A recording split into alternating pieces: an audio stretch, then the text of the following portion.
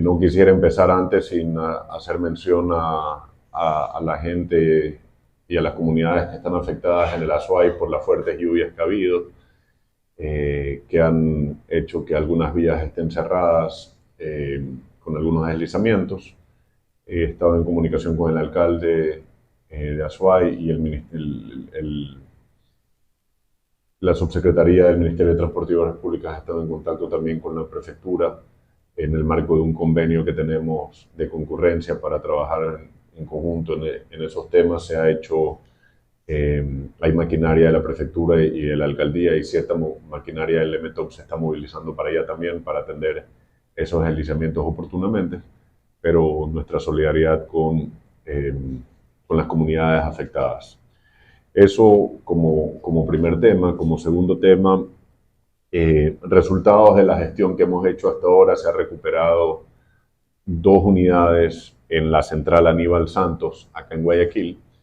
Cada una genera 20 megavatios y están operativas desde el 27 de abril. Adicionalmente, en Termogas Machala, la TM3, la unidad TM3, una General Electric, que también tiene 20 megavatios de capacidad, está operativa desde el día de ayer. Adicionalmente, la unidad AT1 de Enrique Santos en Pascuales, de la central que vamos a estar mañana físicamente en territorio revisando, desde mañana empieza a generar 96 megavatios. En total son 156 megavatios adicionales desde que nosotros entramos a enfrentar esta crisis, solo con mantenimiento de ciertas unidades en el parque térmico de generación. A esta gestión hay que sumarle el tema de la estimulación de lluvias, que con aproximadamente 13 vuelos en 2 semanas y cerca de una cobertura de cerca de 84.000 kilómetros cuadrados en la cuenca de Pauta y de Mazar, hemos observado milímetros de lluvia medidos mucho mayores, significativamente más altos de lo que estaba estimado por el INAMI los días anteriores. Y eso obviamente ha generado caudales buenos en Mazar y obviamente para que funcione ese sistema tiene que haber algo de humedad en el cielo, ¿no? Para que condense la partícula de agua y pueda precipitar. O sea que algo de lluvia igual se esperaba. Esto lo único que hace es mejorar un poco esa condición.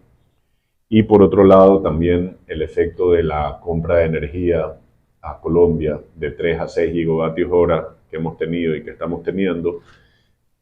El resultado de esta gestión de 156 megavatios, del tema de las lluvias y de la compra de Colombia, que también fue una gestión que tuvimos que hacer para que se pueda conseguir, ha hecho que, como un anuncio importante, esta semana que viene no vayan a haber cortes eléctricos.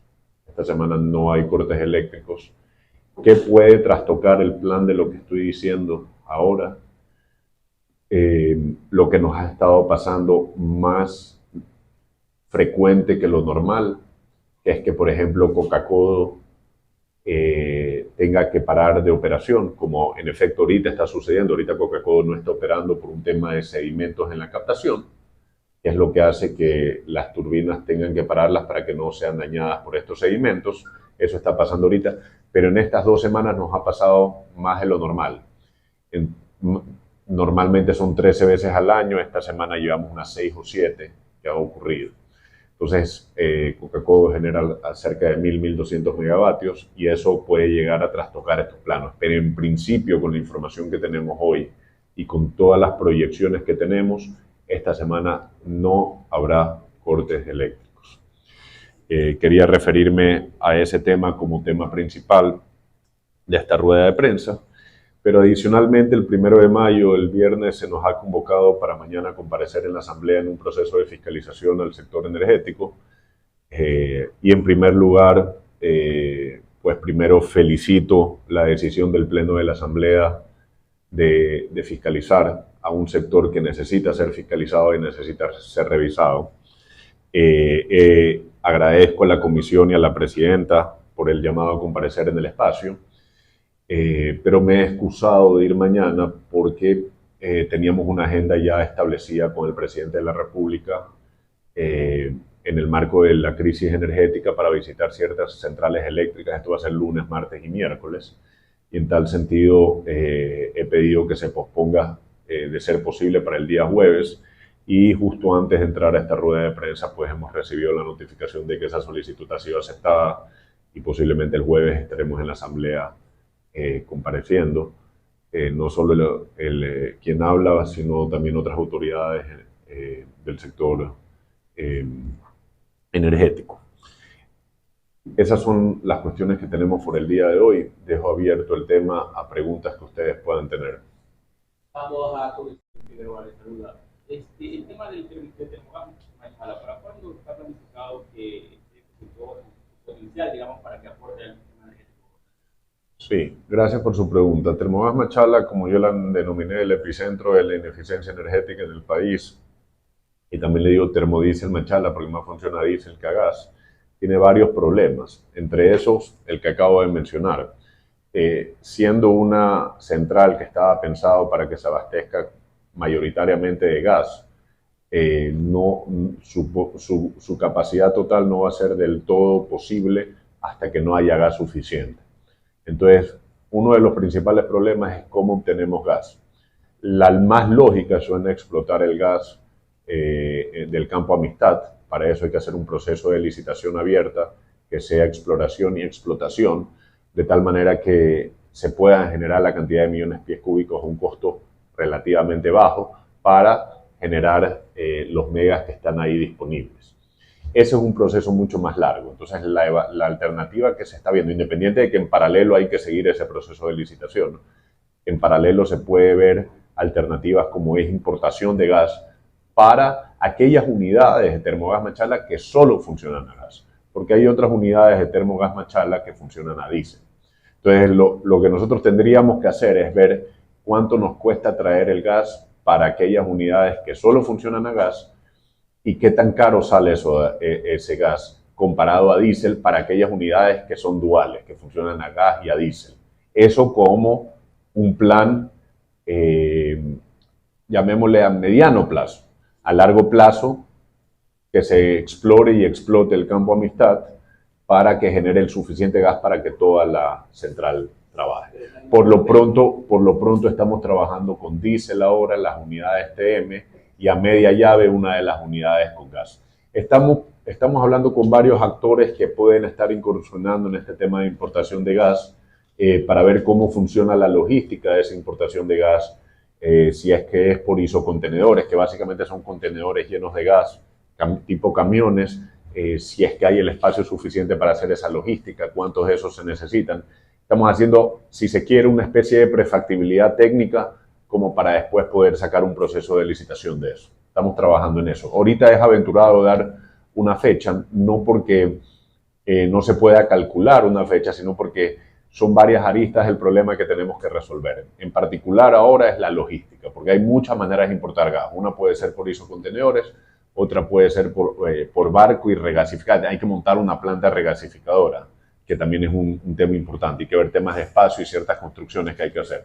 No es de la noche a la mañana, pero por algo hay que empezar. Lo que no es una alternativa es no hacer nada, que es lo que ha estado pasando hasta ahora.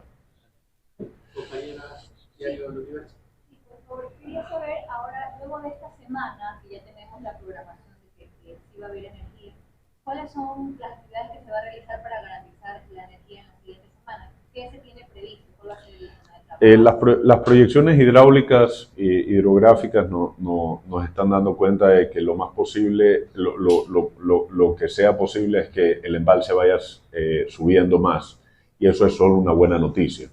El problema es que nosotros ya no tenemos que estar pensando y cuidado, esto es algo muy importante. El tema de que los cortes eléctricos estén cesando esta semana no quiere decir que no estemos en crisis. Y sobre todo pensando en cuando los expertos decían que había un estiaje, que es septiembre, octubre, nosotros tenemos que ver qué hacemos para ese horizonte. Y en ese horizonte nosotros deberíamos de llegar a tener en Masar y en Paute cotas razonables, y esas cotas están calculadas por el SENACE. Ellos tienen una proyección bianual que establecen aproximadamente en los meses del año, cada 2 años, dónde debe estar la cota para asumir la demanda en función de la oferta que se puede hacer.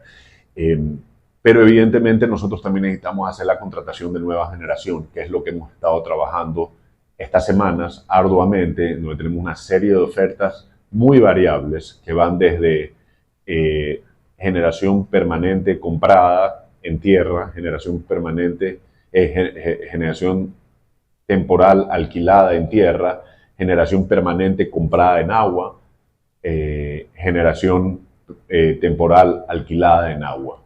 Eso es más o menos lo macro, y de ahí con diferentes combustibles tenemos que ver también el costo operativo, porque hay unas máquinas que nos están ofertando en muy bajo costo, pero el costo de operación es muy alto porque funciona a diésel.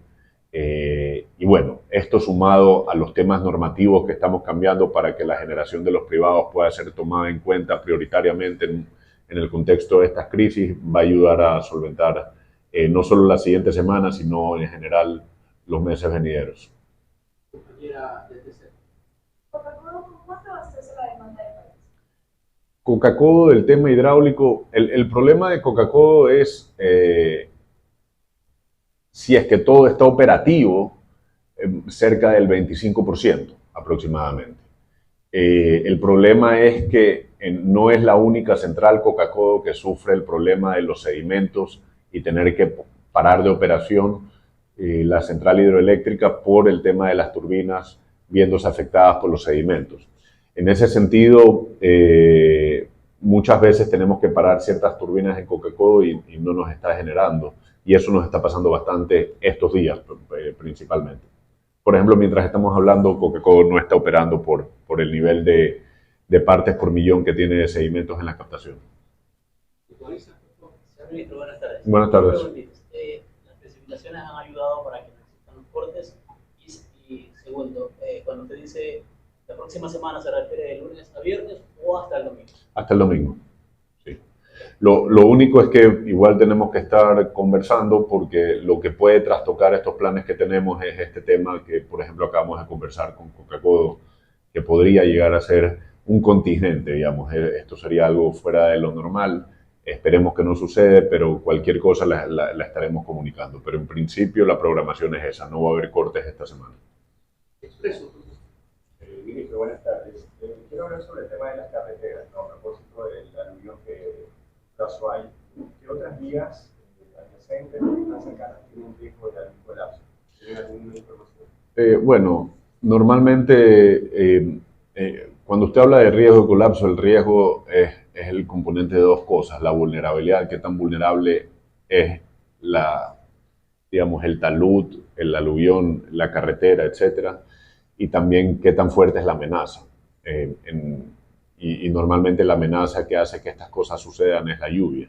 Pero mientras más grande la amenaza y más vulnerable es ingenierilmente, si se quiere, la carretera, más riesgo tiene de colapso. Si se toma en consideración la falta de mantenimiento en los últimos 10 años del sistema vial, el riesgo que nosotros tenemos por precipitaciones y por ende que generen aluviones y por ende que generen cortes de vía o interrupciones de vías es relativamente alto, especialmente en las vías interandinas, digamos, que conectan sierra y costa y que tienen topografía bastante accidentada. Y eso es normal, eso se lo puedo decir en cualquier época del año, en cualquier día del año en este país. Es lo que usualmente sucede. Ahora, en parte lo que estamos haciendo ahora es conversando y tenemos convenios con muchas de las prefecturas para atacar esos problemas lo antes posible. Y en parte también tenemos un crédito del Banco Mundial que justamente está atacando el tema de la ausencia de maquinaria del Ministerio de Transporte y Obras Públicas, donde se va a comprar maquinaria que va a ayudar para atacar este tipo de problemas y que desafortunadamente se ha demorado mucho más de lo que debió haberse hecho. Un crédito que supuestamente el gobierno anterior nos dejaba listo y no estaba listo para nada. ¿Qué trabajo harán esta semana ahí en la zona de Azuay? Bueno, estamos movilizando más máquinas, estamos trabajando ahorita en conjunto con todos los niveles de gobierno de Azuay para mover todos los escombros de estos deslaves de la vía y poder habilitarlo lo antes posible.